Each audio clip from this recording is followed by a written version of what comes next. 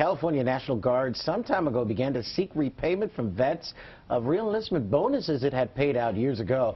The Pentagon had stopped collection efforts for now, but many veterans already had to pay back thousands of dollars.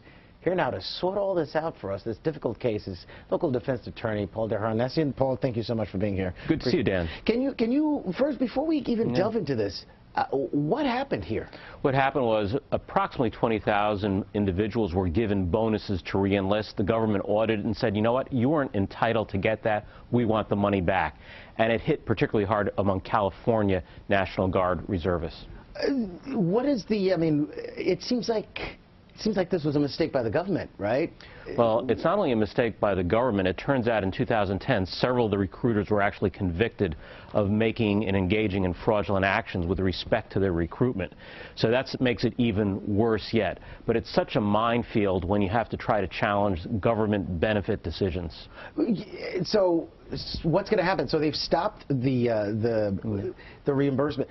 What's going to happen now? Are they going to start it again? I mean, what's the likelihood? Well, the problem is this, that how do you challenge this? Well, there's an administrative process that involves about 4 agencies: the Treasury Department, California National Guard, the Department of Defense, the National Guard Bureau. That is a minefield, and most individuals haven't even tried to do that, yet that's what they're supposed to do. Really, some congressmen, I think, are offering the best hope, which is trying to deal with this through congressional action. And in fact, that's usually what an individual should do, is contact their congressman to see if he or she can help out when they have an administrative denial of some sort. Can you sue the government? Can you countersue and make sure? I mean, that's another challenge. There is a lawsuit in this situation that several of these reservists have started. Guess what? The government's moving to dismiss it on the ground that they really have no right or authority to do that.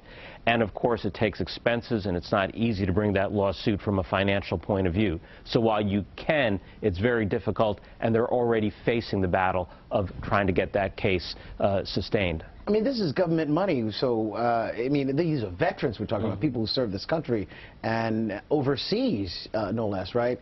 But why don't they just write this off? I guess this would be on the backs of the taxpayers, which... And it's really not a tremendous amount of money. What happens is, from a bureaucratic point of view, the California National Guard, the Treasury Department, each says, we don't have the authority to do that. It takes Congress to do that. So no one really wants to accept responsibility for the problem, is what it ultimately comes down to. How is this different from any money that the government may issue to, like, some other people? Well, it isn't. If you ever get a benefit that you're not entitled to, yes, you have to pay it back. I think what makes this one a little bit different is the fact that you had, in fact, criminal conduct involved by the recruiters, which is what affected these individuals. And remember, they're suffering from tax garnishments, and that affects their credit.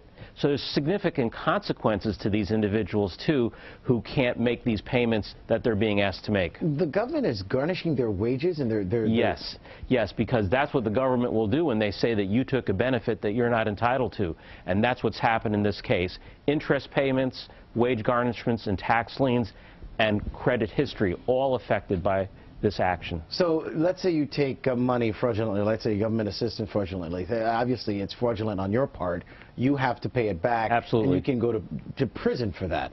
Yes. But this one was the government's fault. That's right. That's right, and that's why everyone feels this is such a great injustice, and that's why I think this, at this time of Veterans Day and this weekend, is a good time to look at this problem and realize, you know what, sometimes we don't treat our veterans the way we should treat them. Okay, lastly, what kind of resource veterans have? I mean, to begin with, and can they really go after this legally? Again, I think the best resource they have is their own representatives. After that, coming together as they've done here as a group and bringing attention to the problem, sometimes that attention, that publicity, gives better recourse than any legal remedy.